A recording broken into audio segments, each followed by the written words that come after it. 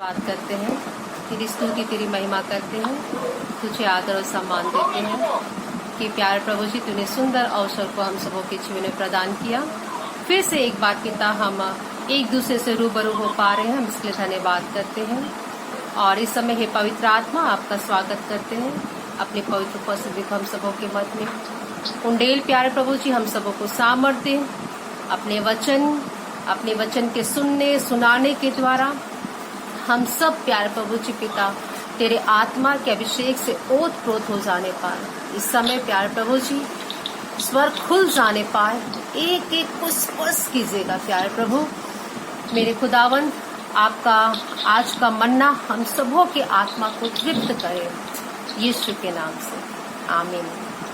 मैंने ये प्रकाशन जो आज मैं आपके सामने में रख रही हूँ, ये प्रकाशन जो है वो वही प्रकाशन परमेश्वर जो है दे रहा, उसी को मैं आपके सामने बांट रही हूँ। इसलिए मैं कह रही हूँ कि निश्चित रूप से आज मैं बहुत रोमांचित हूँ इसे बांटने के लिए, और जो है और निश्चित रूप से आप भी जो है इसको सुनकर जो है आशीषित होंगे। तो यूहन्ना की पुस्तक उसका 18 अध्याय उसका हम लोग 37 पद को हम लोग देखेंगे। यूहन्ना 18:37 लिखा हुआ है। यूहन्ना उसका 18 उसका 37 में पिलातुस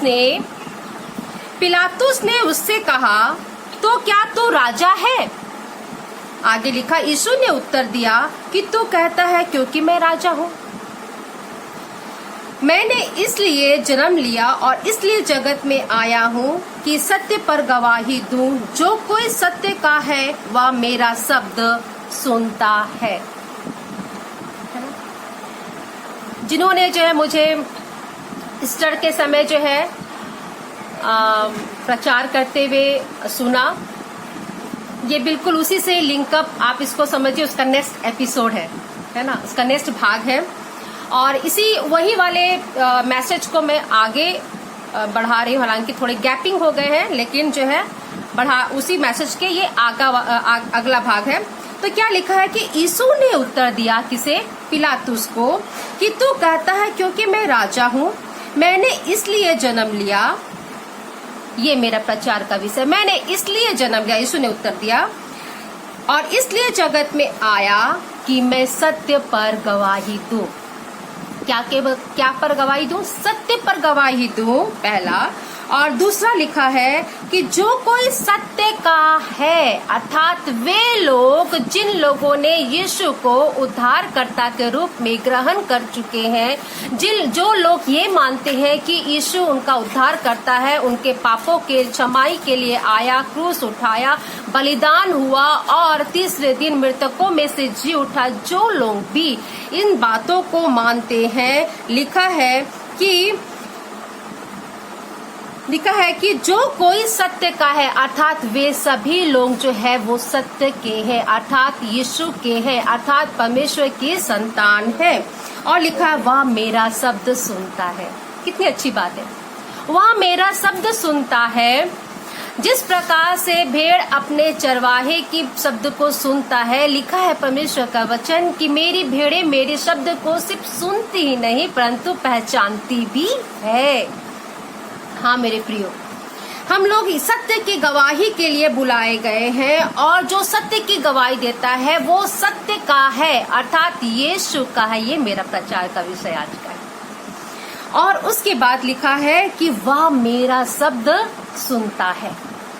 मुझे फिजिक्स जो है विषय याद आते हैं, जिसमें प्रकाश लाइट की थ्योरी मुझे याद आती है, जिसमें लिखा है, पहला थ्योरी उसका है कि प्रकाश जो है वो जो है सीधी रेखा पर गमन करती है। प्रकाश सीधी रेखा पर गमन करती है, उसकी चाल टेढ़ी मेढ़ी नहीं होती। हमारे यीशु की चाल भी टेढ़ी मेढ़ी नहीं थी, वो सीधे रास्ते पे चलते थे, वो सीधी बातों को बोलते थे। हाँ मेरे प्रियो, उसके पीछे चलने वाले भी जो है वो सीधे राह पे चलते, क्योंकि वो उनके शब्द को क्या करते हैं? सुनते हैं। प्रकाश की दूसरी थ्योरी वह गति है। प्रकाश एक गति है, वो ऊर्जा है। और लिखा है कि वो अपने लक्ष्य तक जो है वो पहुंच जाती है। वो अपने लक्ष्य तक पहुंच जाती है। लिखा है कि वो अपने लक्ष्य तक इसलिए पहुंचती है, वह अपने लक्ष्य तक इसलिए पहुंचती है क्योंकि उसकी चाल क्या है, सीधी है।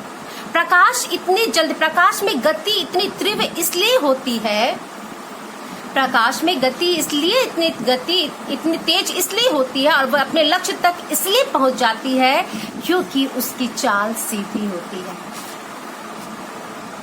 आज मेरा यीशु ने एक सत्य की गवाही के, और हम आज उसकी गवाही देते हैं। आज हम उसकी गवाही देते हैं, उसके शब्द को सुनते हैं। क्यों? क्योंकि हम सत्य के हैं।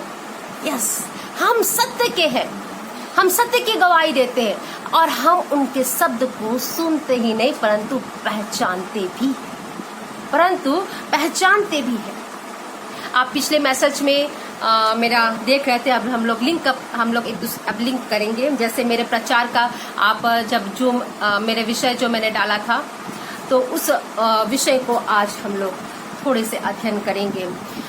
हम ये देख रहे थे, थोड़ा सा हम लोग पीछे चलेंगे, बैक चलेंगे, है ना। पिछले वाली स्टोरी है ना, बहुत लोग आज नए मेरे से जुड़े हैं और बहुत लोग जो है वो उन लोगों ने जो है पिछले वाले मैसेज को सुना होगा। जो लोग पीछे वाले मैसेज को सुने हैं, मेरे ईस्टर वाले मैसेज को, वो उनको थोड़े समझने में आसानी होगी, परंतु मे भी परमेश्वर की आत्मा जो नए जुड़े हैं उनको सहायता करे समझने में और निश्चित रूप से वो समझेंगे।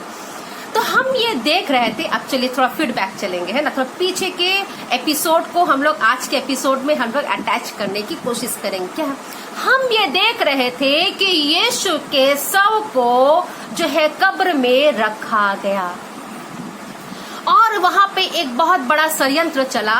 हमने देखा पिछले वाले मैसेज में कि और जो है वहां पर एक गुप्त रूप से गोष्ठी की गई और यीशु के कब्र को सील्ड कर दिया गया। यीशु की कब्र को सरकारी सील्ड कर दिया गया। मेरे प्रियो, क्या आज हमारी भी ये स्थिति नहीं? क्या आज हमारी स्थिति ऐसी नहीं? कुछ समरूपता नहीं है। आज हम भी अपने घर के अंदर सरकारी कानून के तहत में हम सील्ड कर दिए गए कि कोई भी व्यक्ति जो है घर के से बाहर नहीं निकलेगा। आज हम सब जो है वो सील्ड कर दिए गए हैं। बिल्कुल यीशु की कब्र में जिस प्रकार सरकारी सील्ड कर दिया गया, एक बहुत रोमांच भरा परमेश्वर का संदेश आपके लिए है आज। यस, यीशु का कब्र जो है सरकारी ये के द्वारा जो सील्ड कर दिया गया, मतलब यीशु के कब्र जो है सील्ड कर दिया गया। आज हम भी लॉकडाउन के कानून के तहत में सील्ड कर दिए गए हैं, लेकिन यीशु की कब्र हालांकि सरकार ने उसे सील्ड कर दिया गया, सरकार उसे सील्ड कर दी, परंतु उस कब्र को खोलने की ताकत सिर्फ मेरे परमेश्वर के हाथ में है। हालेलुया। यस, यीशु की कब्र को खोलने का पहल सिर्फ परमेश्वर ही कर सकता है। यीशु की कब्र को खोलने की सामर्थ सिर्फ परमेश्वर के हाथ में थी और आज की स्थिति भी बिल्कुल उससे अलग नहीं है। आज की स्थिति भी बिल्कुल उससे अलग नहीं है मेरे प्रियो। आज हम लॉकडाउन की स्थिति में हैं। ये लॉकडाउन के ताला तभी खुलेगा जब मेरे परमेश्वर की इच्छा। हालेलुया। जब मेरा परमेश्वर पहल करेगा, जब मेरे परमेश्वर की सामर्थ काम करेगी। यस, मैं इस बात को बिल्कुल निर्भयता के साथ में कहती हूँ। क्या ये समरूपता नहीं? क्या ये समानता नहीं? एक बहुत सुंदर व्हाट्सएप हमारे फैमिली, धर्मा फैमिली में बहुत सुंदर एक व्यक्ति ने एक व्हाट्सएप वीडियो डाला था। उसका मैं थोड़ा सा बताना चाहती हूँ। उसमें जो है शैतान और परमेश्वर के बीच में, यीशु मसीह के बीच में, शैतान और यीशु मसीह के बीच में कन्वर्सेशन चलते, बातचीत चल रही है। अब बातचीत सुनिए। शैतान बिल्कुल अपने स्वभाव के अनुरूप ठहाका मार कर जो है बिल्कुल व्यंग पूर्वक जो है ठहाका मार कर हंसते हुए यीशु के पास में आता है और कहता है, देख मैंने पूरे संसार को लॉक कर दिया है, आज लोग घर के अंदर बंद है, सारे लोग जो है लॉकडाउन में घर के अंदर बंद है। देख मैंने कलीसिया बंद कर दिया, देख मैंने जो है परमेश्वर के भवन को बंद कर दिया, देख मैंने प्रार्थना सेल को बंद कर दिया। लोग आज आपस में मिल नहीं पा रहे हैं, लोग आज यीशु के देह और लहू से बिल्कुल अलग कर दिए गए हैं। वो किस प्रकार से पापों से प्रायश्चित करेंगे? मुझे औरों की चिंता नहीं, क्योंकि और तो मेरे कब्जे में है, परंतु मैं मसीहों के बारे में बातचीत कर रहा हूँ। यस, मैं मसीहों के बारे में बातचीत कर रहा हूँ। आज तो ये बिल्कुल जो है वो सो जाएंगे, ऐसे शैतान की योजना थी। और इसके प्रत्युत्तर में मेरे ख्याल से बिल्कुल ये प्रश्न उस समय भी किया गया जब यीशु की कब्र जो है में यीशु के शव को रखा गया, और शैतान ठाका मार कर हंसने लगा कि अब तू क्या करेगा? परमेश्वर से कहता है, तू अब क्या करे, क्योंकि मैंने उद्धार के दरवाजा को बंद कर दिया है, मैंने जय प्राप्त कर ली है। ऐसा करके वो हंसने लगा। ये मेरे मंथन का विषय है, ये मेरे मंथन का विषय है मेरे प्रियो। मैं इस चीज को सोचती हूँ कि इसके प्रत्युत्तर में परमेश्वर और यीशु मसीह ने जो है कुछ उत्तर नहीं दिया, परंतु प्रेम से शैतान के सामने मुस्कुरा भर दिया होता। हालेलुया। यस, इसके प्रत्युत्तर में परमेश्वर और यीशु, इस दोनों प्रश्नों के प्रत्युत्तर में परमेश्वर और यीशु ने कुछ उत्तर नहीं दिया मेरे प्रियो। उसने बड़े प्रेम से शैतान की ओर मुस्कुरा कर जो है मुस्कुरा दिया होगा। ये मेरे मंथन का विषय है, क्योंकि जब परमेश्वर ना बहुत सारी बातों को ना छिपा कर रखता और पत्ता बाई पत्ता परमेश्वर जो है उसे खोलता है। यस, ये सारी बातें मैं हवा में नहीं बोल रही हूँ। निकालिए मेरे साथ यशायाह की पुस्तक, उसका 49 अध्याय, 49 यशायाह उसका 49 अध्याय उसका 2 पद लिखा है। 2 पद का थोड़ा से नीचे हम लोग आएंगे, 3 लाइन में लिखा है कि अपने हाथ की आड़ में, लिखा है क्या लिखा है? अपने हाथ की, किसके हाथ की आड़ में? परमेश्वर की हाथ की आड़ में। देखिए ऐसे हाथ की आड़ में क्या लिखा है? मुझे छुपा रखा है, मुझे और आपको छिपा रखा है। इसलिए नहीं कि आप शैतान से डर गए हैं, इसलिए नहीं छुपाया मेरे प्रियो आपको। यहाँ पर लिखा है कि अपने हाथों की आड़ में हमें और आपको छिपा रखा है, और लिखा है कि उसने मुझको चमकीला तीर, क्या तीर? चमकीला तीर बनाकर अपने तरकस में गुप्त रखा है, गुप्त रखा है, गुप्त रखा है। अब आप जान रहे होंगे कि तीर का इस्तेमाल कहाँ होता है, तीर और तरकस का इस्तेमाल कहाँ होता है, ये आप सब जानते हैं। और हम लोग इसको आगे, इसकी खुलासा हम लोग निश्चित रूप से करेंगे।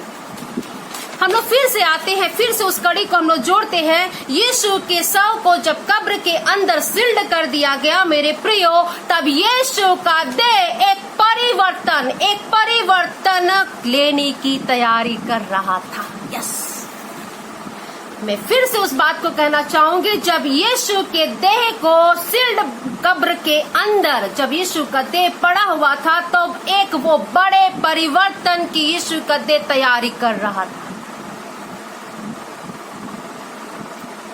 ट्रांसफॉर्मेशन, परिवर्तन। ये बिल्कुल वैसा ही था जिस प्रकार से मूसा का परिवर्तन हो गया। निर्गमन उसका 34 अध्याय उसका 29 पद और 34 पद। निर्गमन उसका 34 अध्याय उसका 29 एंड 34 में लिखा है कि जब जब परमेश्वर मूसा जो है परमेश्वर से बातचीत करता, ये उस वक्त की घटना है, हम सब जानते हैं, जब 40 दिन 40 रात जो है परमेश्वर के साथ में मूसा संगति करता रहा, और जो है उसे ये पता भी नहीं था कि उसका अस्तित्व में परिवर्तन हो गया है, वो एक ट्रांसफॉर्मेशन देह में बदल चुका है। उसे नहीं पता था। वो जो अपने सारे मैसेज को जो परमेश्वर ने मूसा को दिया था, वो सारे मैसेज को लेकर आकर लोगों को बताना चाहता था, और जैसे ही वो आया है लोगों के समक्ष में, लोग दाएं दाएं दाएं गिरने लगे। मूसा बोला ये क्या हो रहा है? तब उसे ज्ञात हुआ, और लिखा है कि जब वो मनुष्य के साथ बातचीत करता तब वो एक ओढ़नी को अपने मुंह के समक्ष में रख लेता, अपने शरीर अपने फेस पे ढक लेता, और जो है जब वो परमेश्वर के पास जाता तब वो उस ओढ़नी को हटा लेता। मेरे प्रियो, मूसा को इस बात का भनक भी नहीं लगा कि कब वो एक साधारण मूसा के अस्तित्व से एक ट्रांसफॉर्मेशन मूसा में बदल गया। Hallelujah, yes. इस लॉकडाउन के अंदर में एक भारी परिवर्तन आपके जीवन में परमेश्वर की आत्मा कर रही है और आपको ये पता भी नहीं चल रहा है। कितनी विचित्र बात है, कितनी विचित्र बात है। ये बिल्कुल वैसे ही घटना जैसे स्तेफानुस के प्रेरितों के कार्य उसका 6 अध्याय उसका 15 में लिखा है कि स्तेफानुस तो सत्य की गवाही दे देकर चिल्ला कर कर रहा था, यही यीशु है, यही उद्धार का रास्ता है, इसी पे हमें विश्वास करना है। परंतु कई लोगों को इस सत्य की गवाही पसंद नहीं आई और वो जो है यीशु को पथरवा कर मार देना चाहते थे। स्तेफानुस को पथरवा करके मार देना चाहते थे। अचानक एक परिवर्तन, ट्रांसफॉर्मेशन हुआ। परमेश्वर की आत्मा स्तेफानुस के जीवन में ताकर ढक गई और जो है वो स्तेफानुस का साधारण मनुष्य एक नए स्तेफानुस में बदल गया। हालेलुया, एक नए ट्रांसफॉर्मेशन में चले गया स्तेफानुस। और वचन बताता है कि स्तेफानुस का चेहरा सरदूत का सा चमकने लगा। स्तेफानुस को पता नहीं कि उसके मुख में कैसा भारी परिवर्तन हो गया है उसके शरीर के परिवर्तन के कारण, परंतु ये लोगों ने देखा। हालेलुया, पढ़िएगा, ये लोगों ने देखा, ये लोगों की टेस्टिमनी है। तो मैं ये कह रही थी कि एक भारी परिवर्तन की तैयारी यीशु का देह कर रही थी कब्र के अंदर, किसी को पता नहीं था। बिल्कुल वैसे ही जैसे कि परमेश्वर की आत्मा इस समय हम सबों के जीवन में कर रही है, मूसा के जीवन में किया। स्तेफानुस एक बहुत बड़ी लिस्ट है मेरे प्रियो, इसकी एक बहुत बड़ी लिस्ट। परंतु बाइबल का इतिहास इस बात का गवाह है कि जब लॉकडाउन हुआ, यस, एस्थर ने अपने सैनिकों को कहा, आओ हम सब अपने अपने को एक कमरे में बंद कर ले और उस परमेश्वर, जीवित परमेश्वर के सामने हम गिड़गिड़ाए। क्या हुआ? हाँ प्रियो, क्या हुआ? पूरी यहूदी जाति बचा ली गई, पूरी यहूदी जाति बचा ली गई।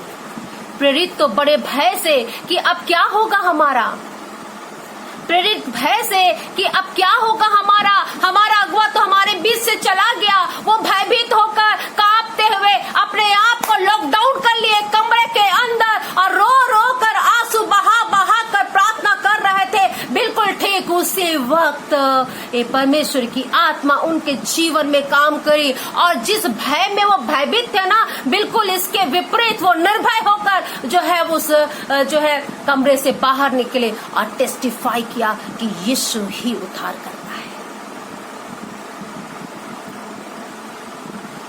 मेरे प्रियो, इस लॉकडाउन में हम घर के अंदर में एक ट्रांसफॉर्मेशन में बदलने वाले हैं। ये आपको पता भी नहीं चलेगा, आपको पता भी नहीं चलेगा। तो चलिए हम लोग उस ट्रांसफॉर्मेशन के स्टेज को हम लोग चलेंगे। पहला स्टेज है build up your personal relationship, build up your personal relationship with God. Yes, सबसे पहला स्टेप इस लॉकडाउन के अंदर में build up your personal relationship with God.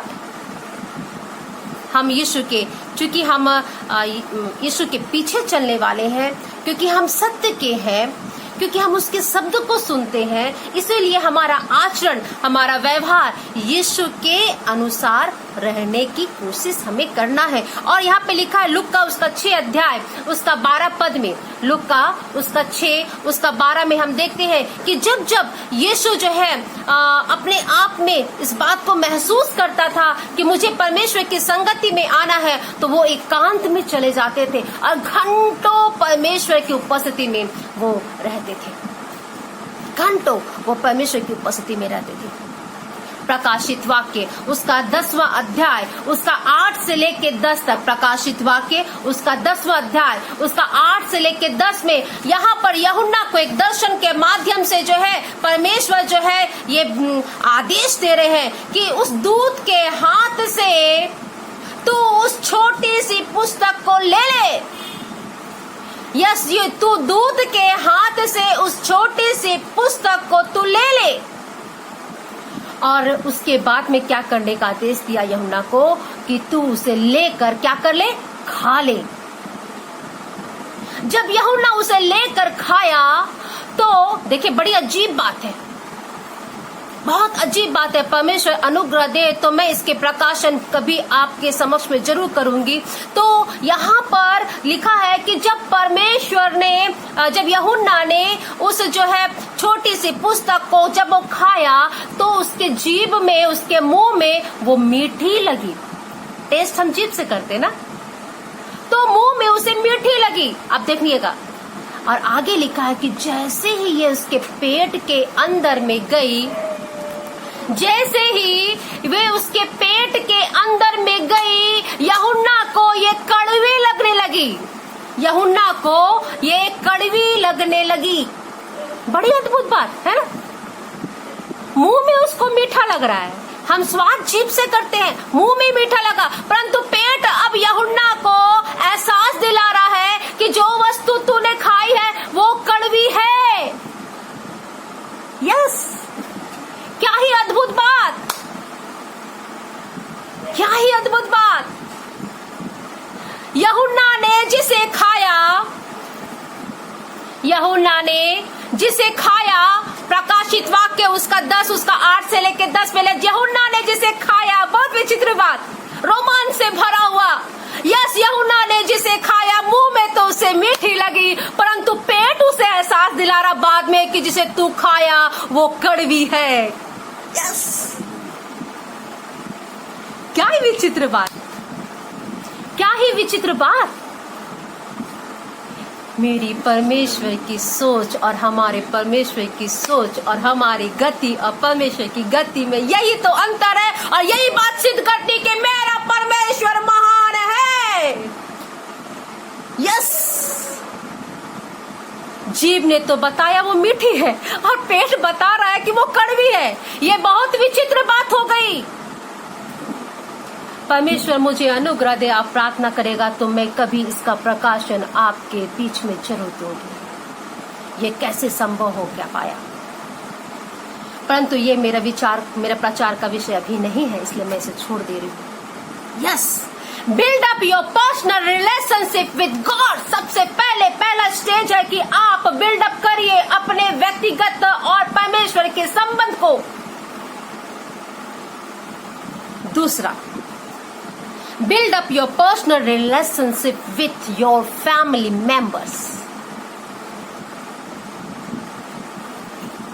With your family members.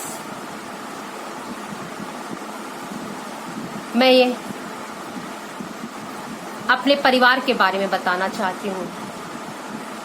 बहुत बार मेरे अंदर में, हालांकि हमारी फैमिली प्रेयर 24 घंटा में एक ही बार होती थी, वो रात के समय में।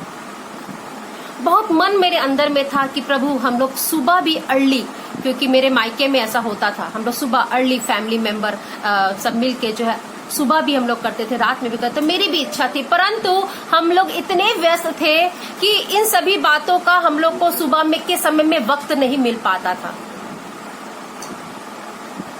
परंतु परमेश्वर का धन्यवाद है, इस लॉकडाउन में परमेश्वर से सिर्फ हमारा व्यक्तिगत संबंध परमेश्वर के साथ में सिर्फ नहीं, परंतु yes, build up your personal relationship with your family members. क्या आपका रिलेशनशिप आपके बच्चों के साथ में अच्छी तरह से है? क्या आपका रिलेशनशिप पति और पत्नी के साथ में एक अच्छा रिलेशनशिप है? क्या आपका संबंध जो है परिवार के अन्य लोगों के साथ में आज है?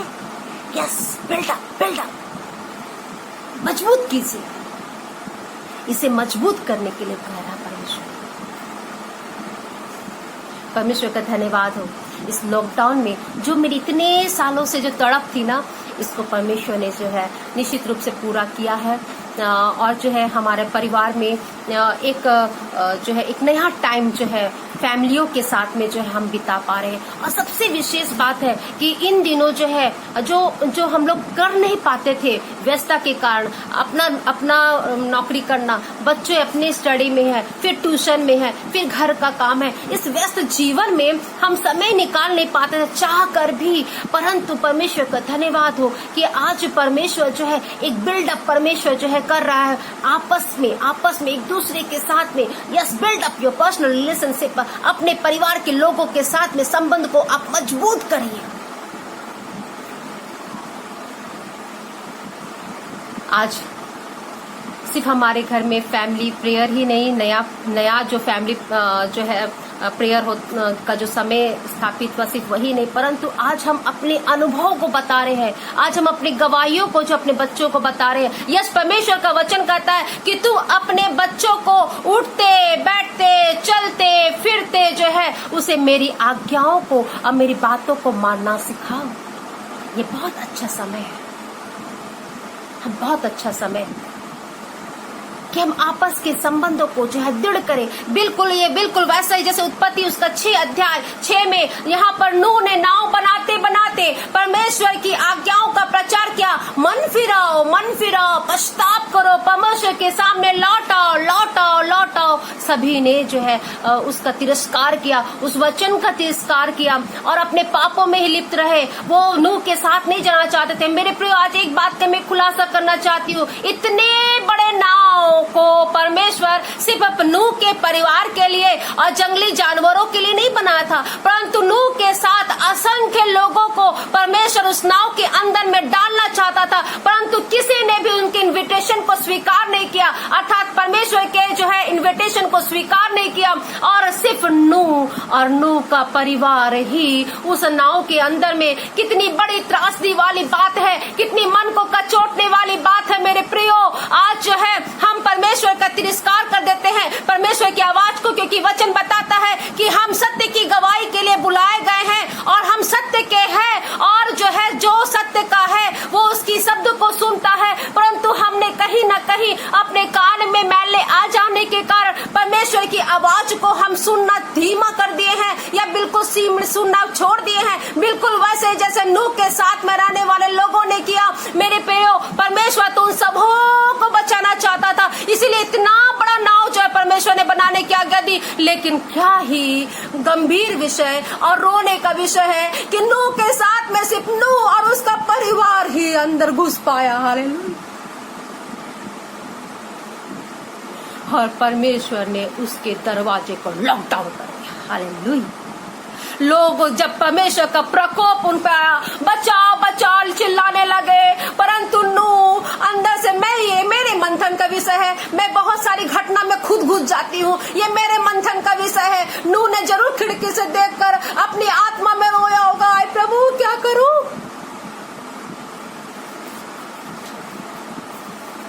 अनुग्रह का दरवाजा बंद हो गया मेरे प्रियो, क्योंकि हमने सुनना छोड़ दिया है, क्योंकि हमने धीमा सुनना छोड़ दिया है, क्योंकि हमने अपने स्वामी की आवाज को पहचानना बंद कर दिया है,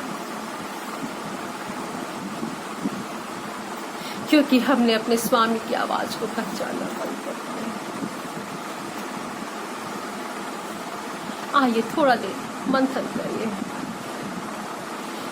अपने परिवार के किन लोगों के साथ में आपका संबंध सही नहीं है। परमेश्वर की आवाज आपके कानों तक आज जो है परमेश्वर के वचन के द्वारा जो है आज आपके पास में जारी। बिल्डअप, यस, दौड़िए। इस वचन को सुनने के बाद दौड़िए, आप झुक जाइए, हमें क्षमा करिए, हमने आपको सही नहीं पहचाना।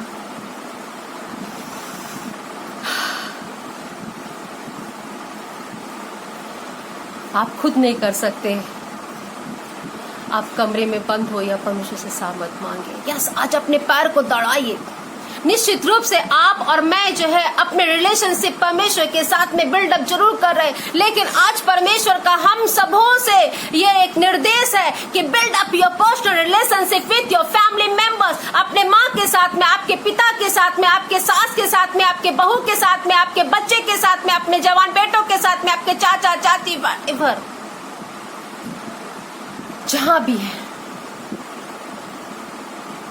वचन सुनने के बाद अपने कान को मैला और ठिप्पी मत करिए, दौड़ लगाइए। हाँ प्रभु, आज हमने अपने आप के निर्देश के अनुसार एक बड़े परिवर्तन की तैयारी में हम अपने देह को आज आपके हाथों में देते हैं। ऐसा करके आज कर डालिए मेरे प्रियो, कहीं आपको भी ये पछताना ना पड़े कि हाय मैंने क्यों परमेश्वर की आवाज को ना सुना। एक बड़ा परिवर्तन, ऐसा परिवर्तन जो परमेश्वर की योजना में जिसे आप नहीं समझ सकते प्रियो। आप क्या बन रहे हैं, यस ये लॉकडाउन, चेन प्रेयर और जो है मैसेज और कई तरह के मैसेज जो है आज जो है आप देखने को मिलेंगे यूट्यूब में। परमेश्वर के दास दासी बहुत तरह से गाने के माध्यम से जिनको जैसा पड़ रहा है वो परमेश्वर की सेवा कर रहे हैं, आज हम देख रहे हैं। परंतु आज एक बड़े परिवर्तन जो परमेश्वर कर रहा है उसको हम नहीं देख पा रहे हैं मेरे प्रियो। परंतु आज परमेश्वर मैं धन्यवाद देती हूँ मीना दीदी का, जिसने मुझे इंकरेज किया, यस उसने मुझे उत्साह दिया। आज हम सुनना चाहते हैं, नहीं हम ऐसा नहीं सुनेंगे। उन्होंने कहा जब हम आत्मा में आत्मा होकर, यस जब हम आत्मा में आत्मा होकर परमेश्वर की एक देह में बदल जाते हैं, तब परमेश्वर क्या बोलना चाहता है ये जिज्ञासा। यस उसने कहा नहीं आप घुटना में आइए, आप जो तैयारी करिए, हम प्रार्थना करेंगे। ट्रांसफॉर्मेशन, ये एक ऐसा ट्रांसफॉर्मेशन की तैयारी है जिसे हम और आप नहीं सोच सकते, जो आप नहीं जान पाएंगे। स्तेफानुस नहीं जान पाया, मूसा नहीं जान पाया मेरे प्रियो।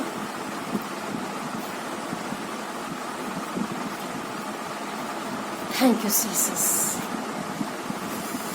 Third points. Build up your personal relationship with your enemies.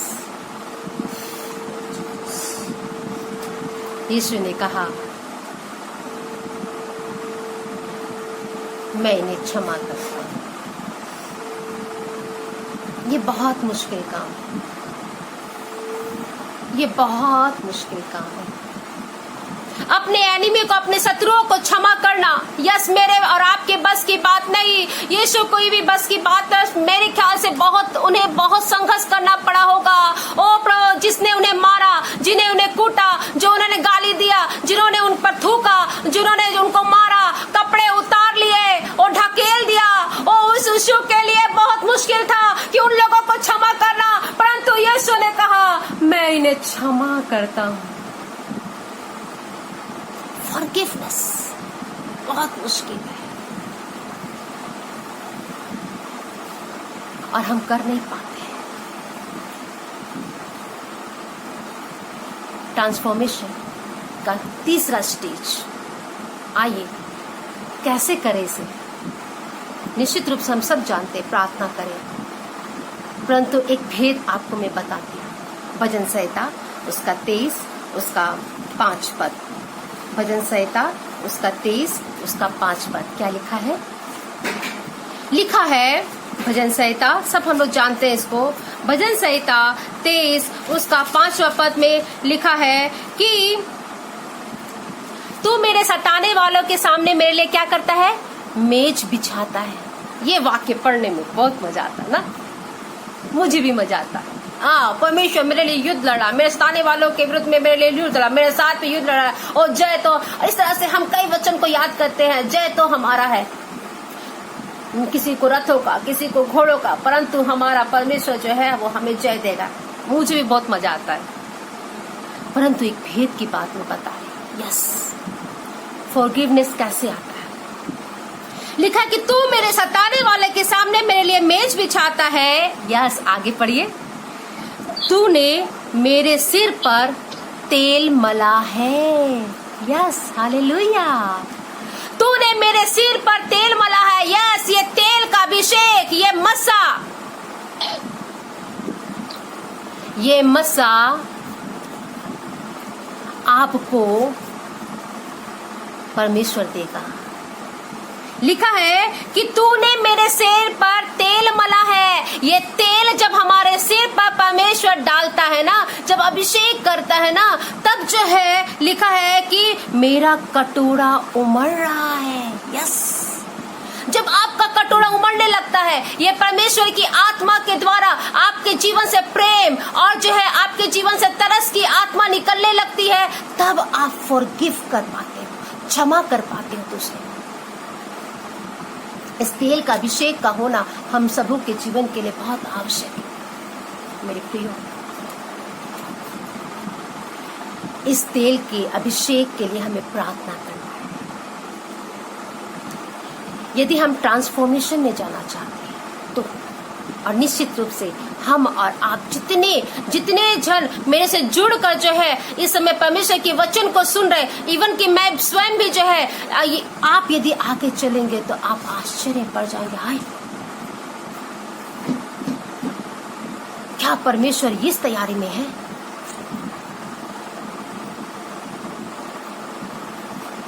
और यहाँ पर लिखा है कि मेरा कटोरा उमड़ रहा है। जब परमेश्वर का अभिषेक आपके अंदर में आएगा, तब आपका आत्मा परमेश्वर के प्रेम से, परमेश्वर के क्षमाशील स्वभाव से, परमेश्वर की तरस की आत्मा से भर जाएगा। यस, मुझे एक कैरेक्टर बाइबल के अंदर में बहुत अंदर तक प्रभावित करती है। आप मेरे साथ में निकालेंगे यहोशू की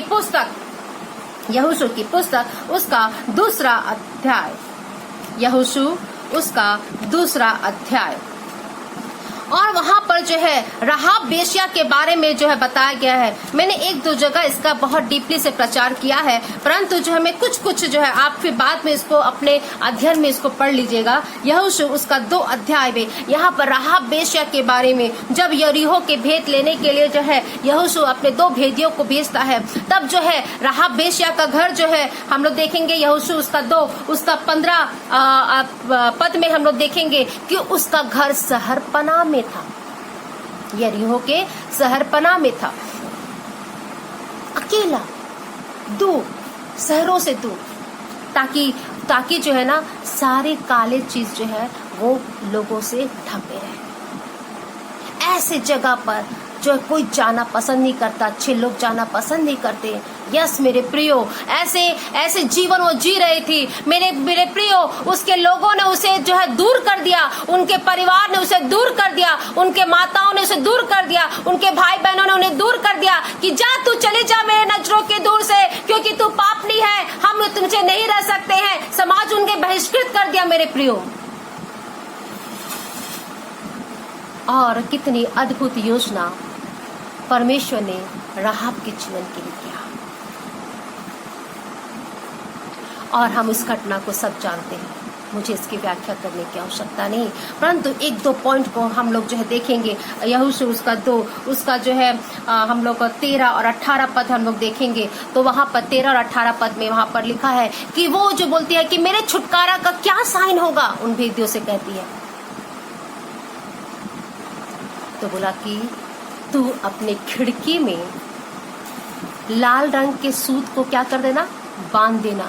और लिखा है, और वहां पे लिखा है कि तू अपने सगे संबंधियों, हाँ वहां पे हम लोग पढ़ेंगे 2 अध्याय में, वहां पे आपको बता, दूसरा यहोशू उसका 2 अध्याय उसका जो है 13 से लेके हम लोग 18, लेकिन हम लोग कुछ पद को ही लिखा हुआ 13 पद में, तुम मेरे माता पिता भाइयों और बहनों को और जो कुछ उसका है उन सबों को जीवित रख छोड़ो। यस, जिन लोगों ने उसे त्याग दिया था कि तू कुलच्छनी है, तू पापनी है, मेरे से तेरा कोई संबंध नहीं, जिस समाज ने उसे दूर कर दिया, जिस परिवार के लोगों ने उसे दूर कर दिया, आज वो यहोशू के भेजे गए भेदियों के सामने अपने प्रियो के लिए गिड़गिड़ा रही है। क्या करती है कि तू मेरे माता पिता, मेरे भाई बहनों और जो है मेरे परिवार में जितने भी लोग हैं, मेरे घराने के जितने भी लोग हैं, उन्हें जीवित छोड़ देना।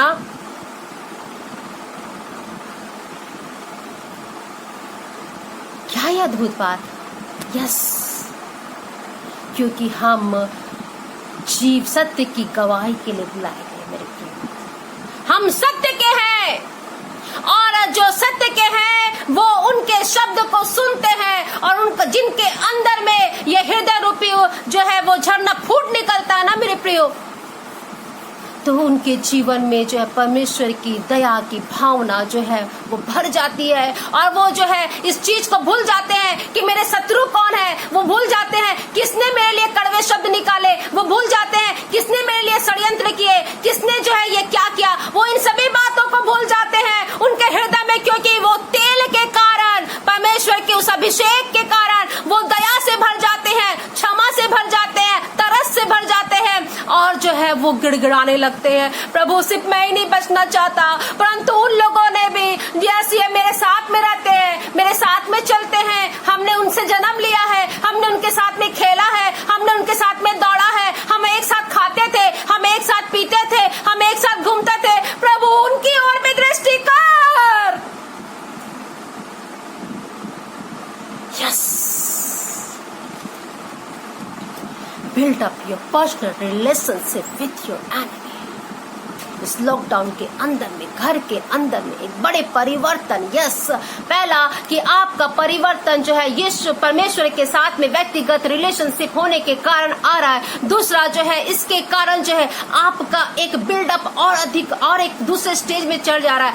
इस व्यक्तिगत संबंध के कारण ही आपके परिवार में, आपके बच्चों के बीच में, आपके माँ और पिता के बीच में, आपके भाई और बहनों के बीच में एक अजीब सी रिलेशनशिप, एक अजीब सा आकर्षण एक दूसरे के अंदर में खिंचाव को उत्पन्न कर रहा है ना? अद्भुत।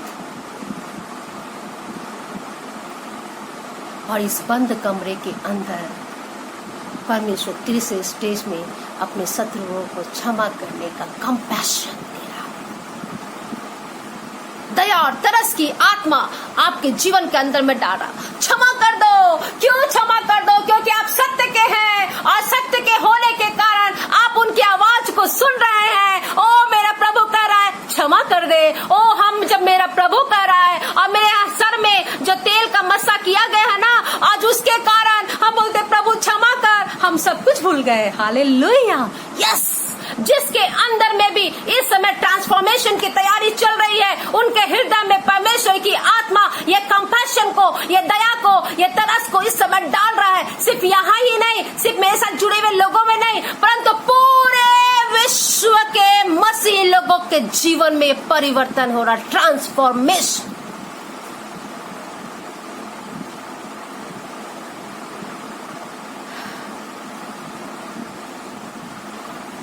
और चौथा पॉइंट है build up your personal relationship with your others.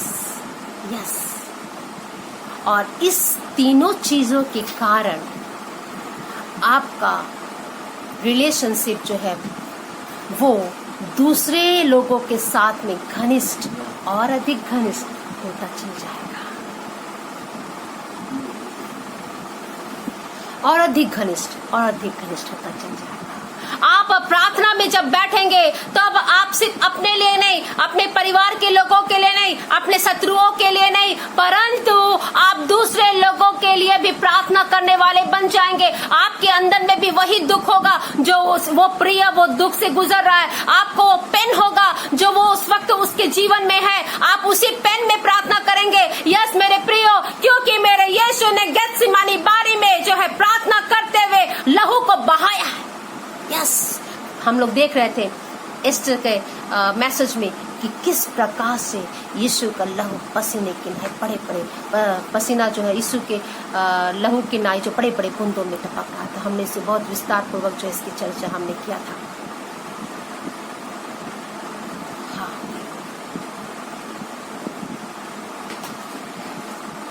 चौथा पॉइंट्स को मैं ज्यादा डिस्क्राइब नहीं करूंगी, यदि मौका लगा तो इस चौथे पॉइंट में मैं एक स्पेशल मैसेज को जो है आपके समक्ष में रखूंगी। और प्रचार करूंगी।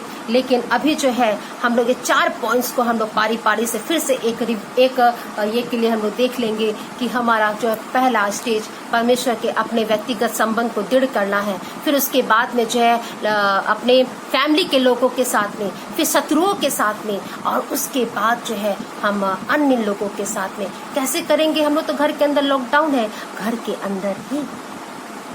यस, एक बहुत रहस्य की बात मैं आपको बता रही हूँ।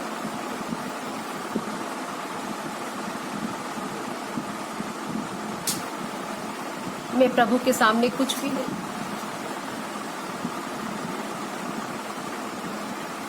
क्योंकि मैंने अपने जीवन में बहुत चीजों से संघर्ष किया है। एक दासी तो बहुत बहुत ऊंची चीज होती है, परंतु परमेश्वर ने मुझे बताया आने वाले समय में, यस ध्यान दीजिएगा, आने वाले समय में हमारी स्थिति जो है, क्यों ये सब हो रहा है, ये सारे चीजें जो क्यों मतलब मैं बता रही हूँ, क्योंकि आने वाले समय में जो है हमारी स्थिति मिस्र के समान हो जाएगी। मिस्र में जिस प्रकार इजरायलियों के साथ में जो स्थिति थी मेरे प्रियो, उनके कार्य के घंटे बढ़ा दिए गए, इतने बोझ डाल दिए गए कि उनको परमेश्वर के साथ में रिलेशनशिप बिल्डअप करने का मौका ही नहीं मिला, मौका ही नहीं मिल पा रहा था। वो तो कार्य की अधिकता के कारण, पीछे जाने के कारण, कोलू के बैल के कारण वो तो आहे भर रहे थे, क्या हो रहा है हमारे साथ में, ये क्या हो रहा है हमारे साथ में। यस मेरे प्रियो, यस वो थक कर जाते, घर जाते किसी तरह वो खाते और सो जाते, कब सुबह होता वो पता ही नहीं चलता, पता नहीं उनके शरीर को रेस्ट मिलता या नहीं मिलता। वो फिर अपने कार्य की ओर चल जाते, वो गिड़गिड़ाते राजा फिरौन के सामने कि हमारे कार्य के घंटे घटा दिए जाए, कम से कम हमें सामान तो मुहैया कर दिया जाए। परंतु उनकी कोई सुनवाई नहीं, क्योंकि इसलिए सुनवाई नहीं क्योंकि उनके लिए एक बड़े छुटकारा परमेश्वर ने जो है रखा हुआ था। हालेलुया। इसलिए फिरौन के हृदय को कठोर कर दिया। मैं किस ओर इशारा कर रही हूँ आप अच्छी बखूबी से समझ रहे हैं। आने वाले समय में हो सकता है, हो सकता नहीं, आने वाले समय में हमारी स्थिति बिल्कुल इसी समरूपता में आगे बढ़ेगी। इसलिए जितना समय आप अपने लोगों के साथ में, इसीलिए जो है वचन कहता है कि उस पुस्तक को ले लो, खा लो और पचा लो। उस पुस्तक को लेके खा के पचा लो। यस, अपने फैमिली के लोगों के साथ में बिल्डअप करिए, आपके व्यक्तिगत साथ जितना हो सके। यस, क्योंकि इस लॉकडाउन के बाद न्याय जब हम मसीहों में से स्टार्ट होने वाला है। मैसेज की दूसरी कड़ी कि किस प्रकार से जो है ये होगा, है ना। 4 स्टेज है, ये 4 स्टेज हमको अपने में अप्लाई करने हैं। अप्लाई करने के बाद अब क्या होगा, चलिए मेरे साथ खोलिए यहेजकेल की पुस्तक उसका 37 अध्याय। यहेजकेल की पुस्तक उसका 37 अध्याय। परमेश्वर की आत्मा ने यहेजकेल को, यस परमेश्वर, ये लिखा हुआ पहला पद में, यहोवा की शक्ति यहेजकेल के ऊपर में समा गई, यहेजकेल के अंदर समा गई, और लिखा और वह मुझ में अपना आत्मा समवा कर बाहर ले गया। यस, लिखा हुआ है कि अपना आत्मा समवा कर, अर्थात वो उस देह में बदल गया मेरे प्रियो, वो उस देह में बदल गया जिस देह की मैं चर्चा कर रही हूँ, जिस ट्रांसफॉर्मेशन की मैं चर्चा कर रही हूँ। यहेजकेल इसी ट्रांसफॉर्मेशन में आ गया मेरे प्रियो, यहेजकेल इसी ट्रांसफॉर्मेशन में आ गया जिस प्रकार मूसा आ गया, जिस प्रकार स्तेफानुस आ गया, जिस प्रकार यीशु आ गए मेरे प्रियो। और लिखा है कि उसकी शरीर घर के अंदर ही रह गया, परंतु आत्मा जो है इसे आत्मा में विचरण करने का लिए करके जो है उसे एक जगह ले गई। यस, कहाँ ले गई?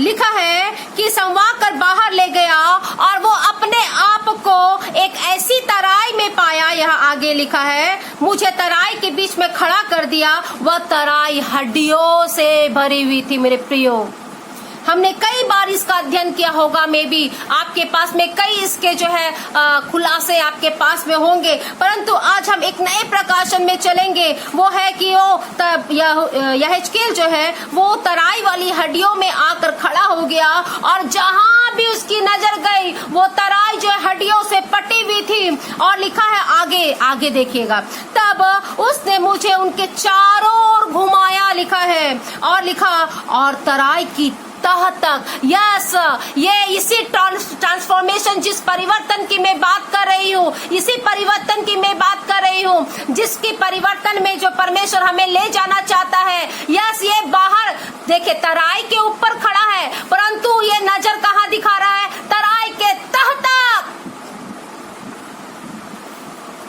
और लिखा है कि उसके तह तक हड्डी ही हड्डी थी। पूरी तराई ऊपर से हड्डियों तक फटी हुई थी और उसके तह तक आत्मा ने ले जाकर दिखाया यहेजकेल को कि उसकी तराई भी जो है बहुत हड्डियां थी, लिखा है। और उसके बाद में वो सूखी हुई थी, सूख गई थी, जीवन का कोई संचार नहीं था। यीशु का कब्र शव के रूप में अंदर पड़ा हुआ था, उसमें किसी प्रकार का कोई भी जो है, किसी प्रकार का कोई भी जो है उसमें जीवन का संचार नहीं था। मेरे प्रियो, यस मेरे प्रियो, ये तराई में जितनी भी हड्डियां थी सूख गई थी, किसी प्रकार की कोई भी गुंजाइश उस हड्डियों में नहीं दिखी यहेजकेल को। आगे हम लोग देखेंगे 3 पद, तब उसने मुझसे पूछा, हे मनुष्य के संतान, तुझे क्या दिखता है? क्या ये हड्डियां जी सकती है? यहेजकेल को ये प्रश्न पूछा गया कि क्या ये हड्डियां जी सकती है? मैंने कहा, हे परमेश्वर यहोवा, तू ही जानता है। यस, ये क्वेश्चन का उत्तर में, प्रत्युत्तर में देखे यहेजकेल क्या बोलता, ये तू ही जानता है। क्योंकि यदि कुछ बोलता, यदि सत्य बोलता तो फंसता, यदि उसके अंगेज में बोलता, नकारात्मक उत्तर देता तो फंसता। इसलिए उसने कहा कि ये बातें तू ही जानता है कि इसमें किस प्रकार से जो है संचार, जीवन का संचार होगा। मेरे प्रिय, आगे क्या लिखता है 5वें पद में, परमेश्वर यहोवा तुम हड्डियों में से यूं कहता, देखो मैं आप तुम में सांस समवाऊंगा और तुम जी उठोगे। और आगे लिखा है कि और तुम्हारी नसें उपजाकर मांस चढ़ाऊंगा। यस, इस हड्डी के अंदर में एक जीवन की तैयारी चल रही है, एक परिवर्तन की तराई चल रही, बिल्कुल वैसे ही जैसे यीशु के कब्र बाहर से तो सील्ड है, परंतु यीशु का देह एक परिवर्तन की तैयारी में है। और लिखा है कि उसमें पहले क्या करेगा, हड्डी के ऊपर में नसें उपजाएगा, पहला। और दूसरा क्या है उसके बाद में, यह system by system, stage by stage चलेगा। मांस बढ़ाऊंगा, लिखा हुआ चढ़ाऊंगा, और उसके बाद जो है मैं उस पर चमड़े डालूंगा। ये 3 प्रक्रिया खत्म होगी। यस, ये 3 प्रक्रिया खत्म होगी, उसके बाद एक बड़ा परिवर्तन होने वाला है। यीशु के ऊपर में भी एक बड़ा परिवर्तन होने वाला था। मेरे प्रियो, इस लॉकडाउन के अंदर में भी हम जो ये 4 स्टेज को फॉलो हम कर रहे हैं, तो हमारे अंदर में भी जो एक नया परिवर्तन लेने की तैयारी हम कर रहे हैं। मेरे प्रियो, ये 3 तैयारी के बाद में यस आगे हम लोग चलेंगे। तो यहाँ पर लिखा हुआ है 7 पद में आएंगे।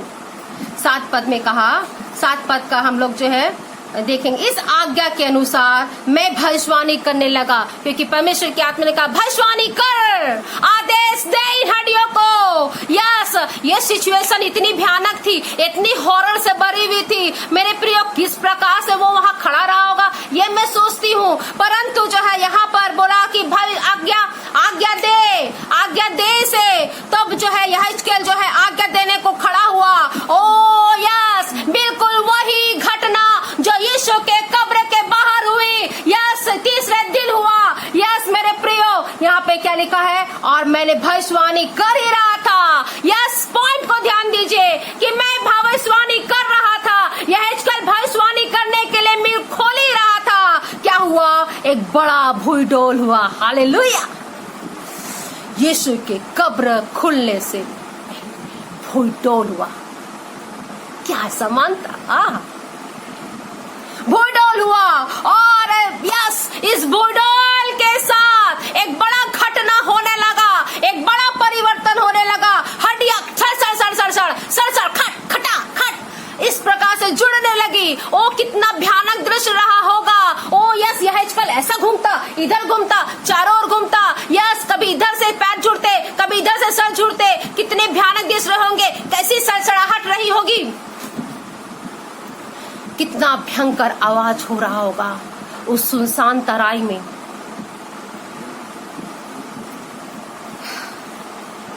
और आगे सभी, आगे 10 पद में, 10 का लास्ट पद हम लोग देखेंगे। और सभी पांवों के बल खड़े हो गए।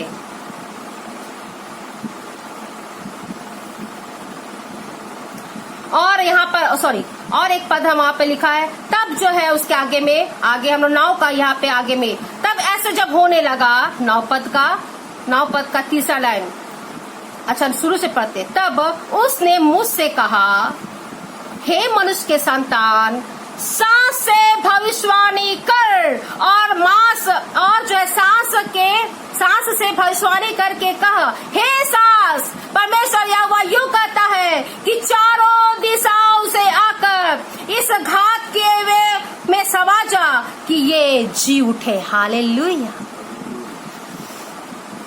भविष्यवाणी करके कह, परमेश्वर की सनातन आत्मा। यस, ये 3 स्टेज के बाद में, यस, इन हड्डियों में जो जुड़ चुकी है, अब जीवन का संचार उसमें होने के लिए शुरुआत हो रहा है। और जैसे ही परमेश्वर की सनातन आत्मा, यस, इनके अंदर में करके प्रवेश की, और उसके बाद में लिखा है कि वो पांवों के बल, 10 पद आखिरी पद, वो पांवों के बल खड़े हो गए और एक बहुत बड़ी सेना तैयार हो गई। इसी सेना की तैयारी यस परमेश्वर कर रहा है। इसमें लिखा है कि परमेश्वर यशायाह की पुस्तक, उसको 49 फिर से रिपीट करती है 2 अध्याय में, कि उसने अपने हाथों की आड़ में हमें छिपा रखा है। इसलिए नहीं छिपाया कि आप कोरोना वायरस से बच जाए, इसलिए नहीं छिपाया कि आप शैतान से डर गए, इसलिए नहीं छिपाया कि आप संसार के लोगों से डर गए, इसलिए नहीं छिपाया कि आप अपने आलोचना करने वालों से बच जाए, परंतु इसलिए छिपाया क्योंकि आपको एक परमेश्वर चमकीले तीर के रूप में अपने तरकस में छुपा रखा, उस आपको पत्ते को खोलने वाला। हालेलुया। इसीलिए यीशु ने शैतान के उस मेरे मंथन का, इसीलिए यीशु ने शैतान के उस प्रश्न का प्रत्युत्तर में भारी मुस्कुराहट बिखेर दिया जो प्रेम से भरा हुआ था। ये परिवर्तन शैतान नहीं जानता। ओ शैतान तो खुश हो रहा है कि मैंने तो भवन बंद कर दिया, अब मसीह क्या करेंगे। ओ यस, यीशु के देह और लहू तो चखना बंद हो गए, अब मसीह किस प्रकार से रिपेंड होंगे। यस, ये भारी परिवर्तन परमेश्वर करने जा रहा है। क्या ये अद्भुत बात है। और आगे देखेंगे तो यहाँ पे लिखा 11 में लिखा है, फिर उसने मुझसे कहा, हे मनुष्य के संतान, ये हड्डियां इज़राइल के सारे घराने की उपमा है। हम परमेश्वर के घराने इज़राइल नहीं, इज़राइली है। और आगे लिखा है 12 पद में, कितनी अच्छी बात। और आगे लिखा है 12 पद में, यस, इस कारण, किस कारण, भविष्यवाणी करके, इस कारण भविष्यवाणी करके उनसे कहा, परमेश्वर यहोवा यूं कहता है मुझसे, आपसे, जो एक भारी परिवर्तन के लिए अपने जीवन को परमेश्वर के हाथों में सौंप रहे ना, तो उनके लिए कह रहा है, क्या कह रहा है, हे मेरी प्रजा के लोगों, देखो मैं तुम्हारी कब्रें खोलकर तुमको क्या करूंगा, उससे निकालूंगा। हालेलुया। हमारी भी कब्रें खुलने वाली है मेरे प्रियो। और यहाँ पर लिखा है, और इज़राइल के देश में पहुंचा दूंगा। क्या ये समानता है। देखिए यीशु की घटना और हमारे साथ में जो हो रही है घटना, कितनी बड़ी समानताएं हैं।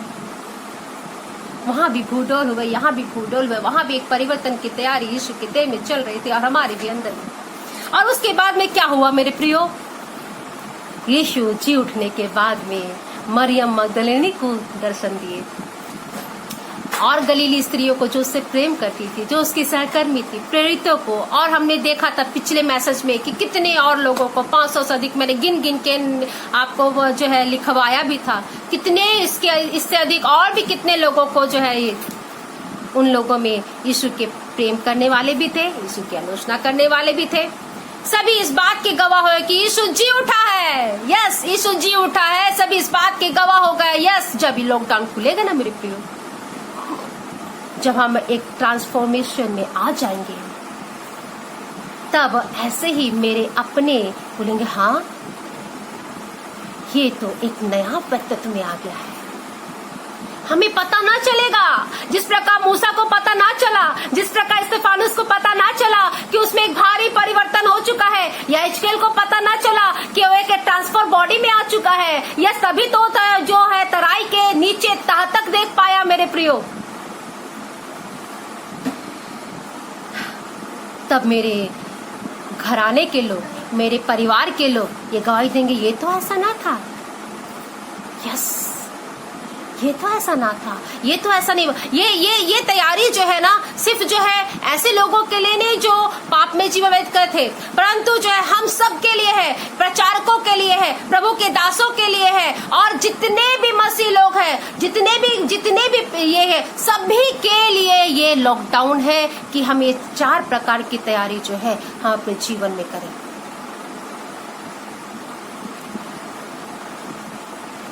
आने जाते इस बात का गवाही देंगे, क्योंकि आपने अब एक ट्रांसफॉर्मेशन बॉडी में चले गए हैं, एक भारी परिवर्तन में के देह में आप आ गए हैं। और लिखा है कि एक भारी सेना खड़ी हो चुकी है।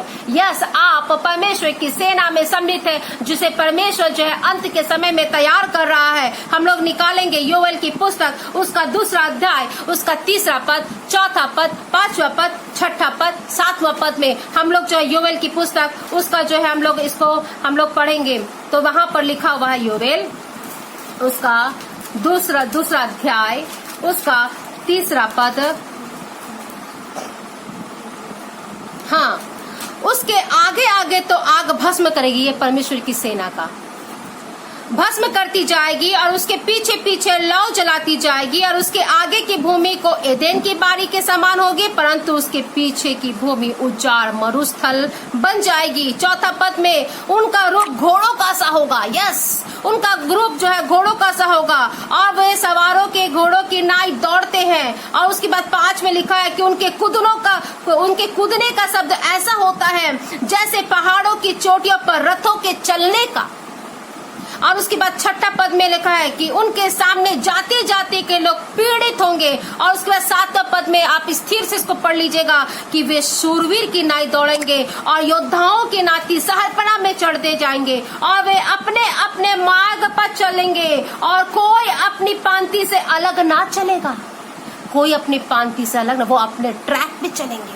परमेश्वर की भारी सेना अब खड़ी हो।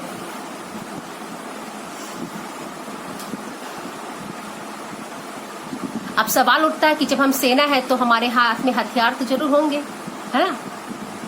नहीं तो हम क्या चीज से लड़ेंगे?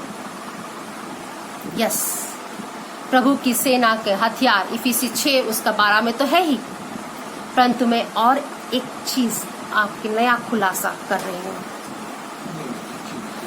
प्रभु की सेना का हथियार इफिसी 6:12 में तो है ही, परंतु इसके अलावा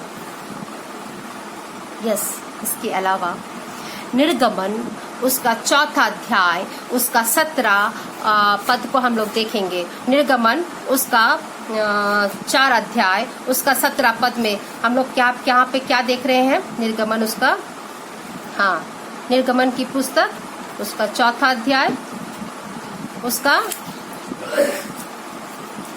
17 पद। हाँ, वहां पर लिखा हुआ है, जब मूसा को परमेश्वर जो है अब मिस्र में जाने के लिए, इजराइल के अगुवे होने जाने का आदेश दे रहा है ना? तो बोलता है कि तुझे मैं क्या कर रहा हूँ, वो चरवाहे की लाठी तू लेके जा, है ना? 17 में यही लिखा ना, और तू इस लाठी को हाथ में ले जा और इसी से इन चिन्हों को दिखाना। मूसा का दिमाग चकरा गया। क्यों चकरा गया भाई?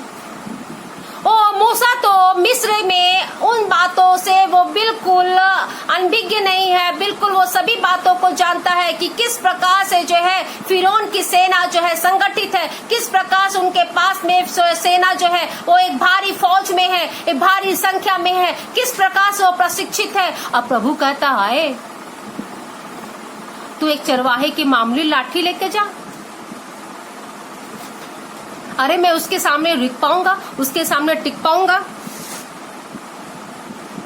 एक मामूली सी लाठी क्या कर पाएगी? वो इस बात को सोच रहा था क्योंकि मनुष्य के अंदर में जो सीमित ज्ञान है वो परमेश्वर के अद्भुत ज्ञान को नाप नहीं सकता है, खोज नहीं सकता, उसके तह तक नहीं जा सकता है। ओ मूसा भी यही सोचा, ये मामूली सी लाठी फिरौन की इस भारी सेना के सामने में क्या कर सकेगी मेरे प्रियो। वो जाने से इनकार करे। तो आगे आगे हम देखेंगे 10 पद में लिखा है क्या एक्सक्यूज देता है। ओ प्रभु 10 पद में, निर्गमन 4 उसका 10 पद में लिखता है, ओ प्रभु मैं तो मुंह का थोतरा हूँ, भद्दा हूँ, मैं तो सही तरह से बोल नहीं पाता हूँ, हकलाता हूँ, सही तरह से कन्वर्सेशन कर पाऊंगा कि नहीं, आपकी बात को ले जा पाऊंगा कि नहीं। मेरे प्रियो क्यों? क्योंकि वो जानता था कि मामूली लाठी से मैं फिरौन की सेना का जो है ऊपर जो विजय नहीं प्राप्त कर सकता। वो एक्सक्यूज दे रहा परमेश्वर को। तब जो है 13 पद में आगे लिखा है कि परमेश्वर क्रोधित हो गया। जब परमेश्वर क्रोधित हो गया ना तब जो है इसका तीसरा सेंस खुला। अरे बाप रे, मेरा पिता पर क्रोधित हो गया है, अब मैं क्या करूं? अब तो मुझे जाना ही पड़ेगा, उसकी व्यवस्था अब जाना ही पड़ेगा। यस, उसकी व्यवस्था जाना पड़ेगा। यस, वो बिल्कुल मजबूर होके वो लाठी लेके किस जद्दोजहद में गया। बोला घबरा मत, तेरा जो भाई है ना तू अकेला नहीं जाएगा, है ना, तुझे डर लग रहा ना, तो तू अकेला नहीं जाएगा, मैं तेरे भाई को भी तेरे संग करूंगा क्योंकि वो बोलने में निपुण है। देख वो रास्ते में आ ही रहा होगा, तू उससे मिलेगा, बहुत आनंदित होगा, तू उसे साथ में लेके जाना, मोरल सपोर्ट वो तेरे करेगा। हालेलुया। यस, कितना महान परमेश्वर मोरल सपोर्ट भी आपको दे रहा है। क्या ही अद्भुत परमेश्वर। इस प्रेम के आगे कौन घुटना ना टेकेगा।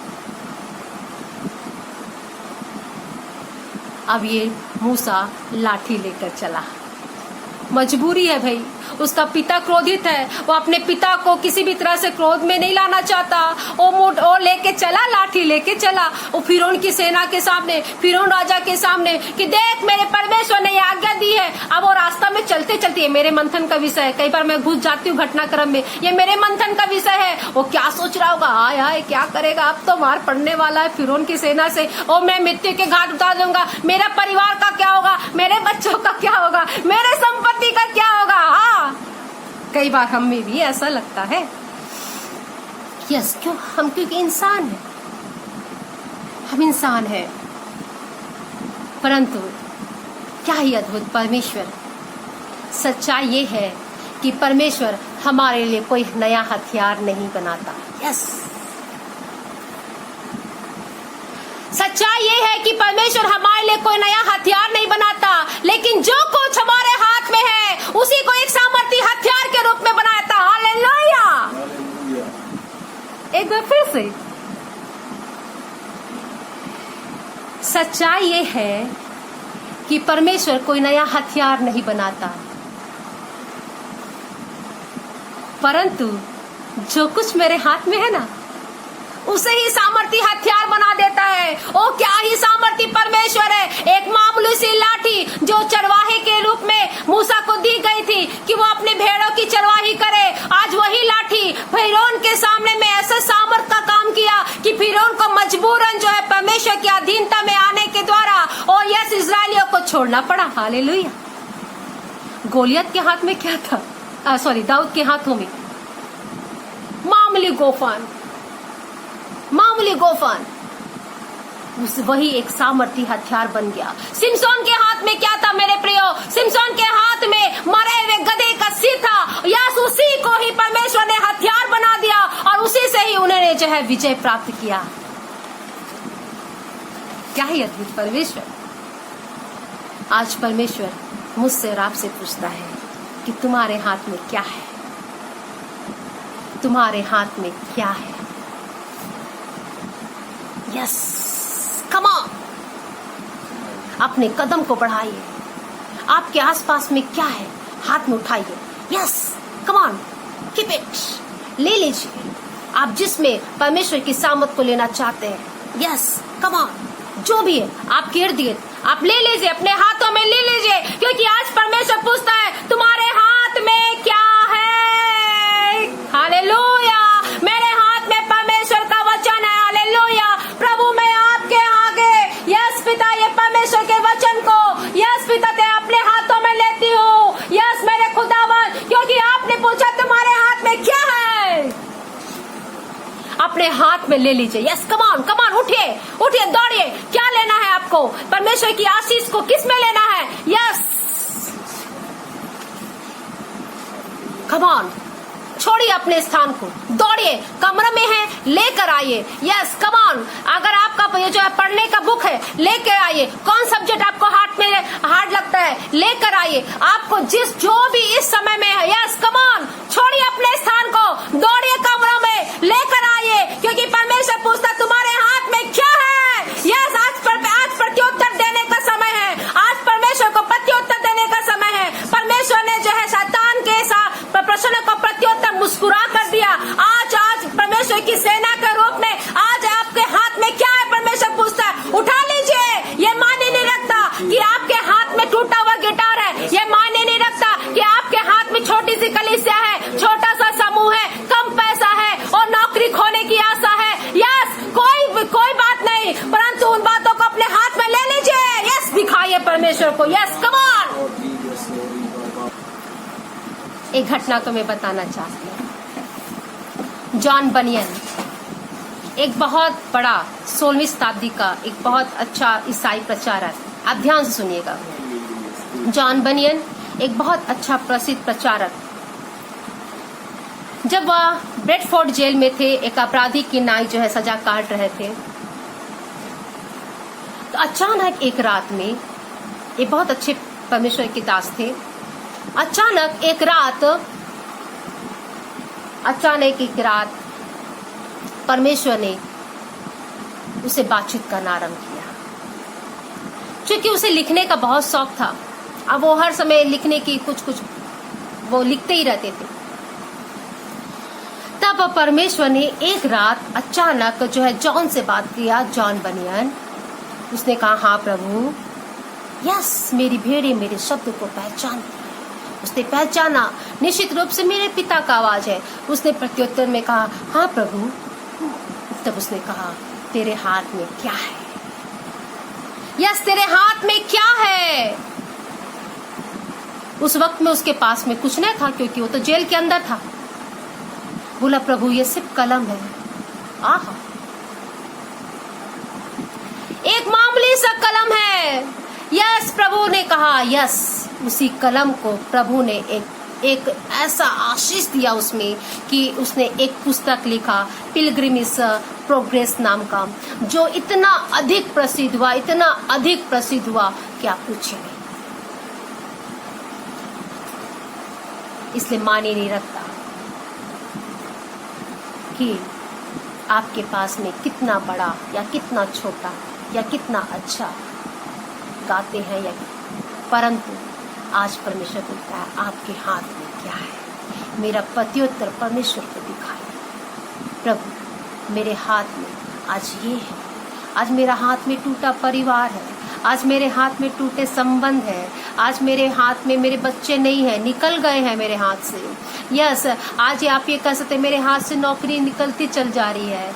यस आप ये कह सकते हैं कि मेरे पास में छोटी कलीसिया है, छोटी संगति है। प्रभु हम अपने जीवन कैसे दे सकते हैं? प्रभु मैं तो बहुत निर्बल हूँ, मैं ठीक से गा नहीं पाता हूँ, ठीक से प्रचार नहीं कर। कोई बात नहीं, परंतु इस समय प्रभु ये पूछता है आपसे कि आपके हाथ में क्या है। हालेलुया।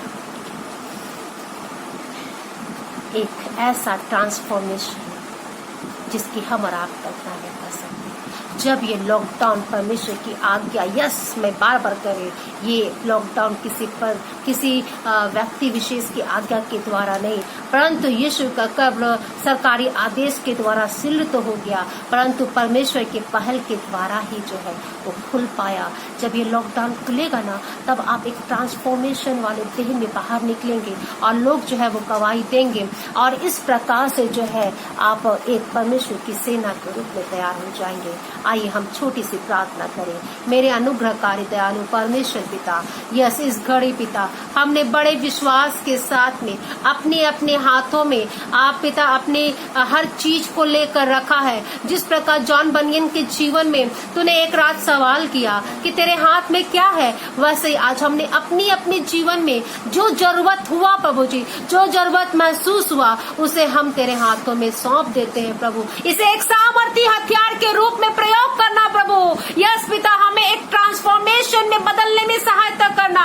यस उस सेना के एक कड़ी के रूप में तैयार करना प्रभु, उस सेना का एक भाग होने का तैयार करना मेरे खुदावन, जिससे पिता प्रभु जी तू अपने युद्ध को पिता प्यार प्रभु जी चढ़ा सके, बढ़ा सके। हालेलुया।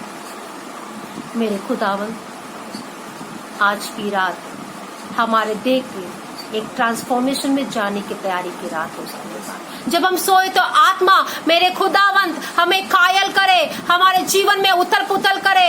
यस यहेजकेल की नाई हम अपने शरीर को छोड़ के देह में आ जाए, एक ऐसी देह में पिता जो पिता ऐसी अननेचुरल चीजों को देखने लगे। Yes hallelujah, thank you Jesus. Yes unnatural चीजों को हम देखने वाले बन जाए। इस बात का एहसास मेरे प्रियो के जीवन में होने पाए, तेरे वचन के सुनने के द्वारा, तेरे वचन को मानने के द्वारा, तेरे पिता शब्दों को पहचानने के द्वारा, तेरे वचनों को पढ़ने के द्वारा, एक कड़ी के रूप में जुड़ने के द्वारा सबों को आशीष यीशु के नाम से आमीन। Thank you.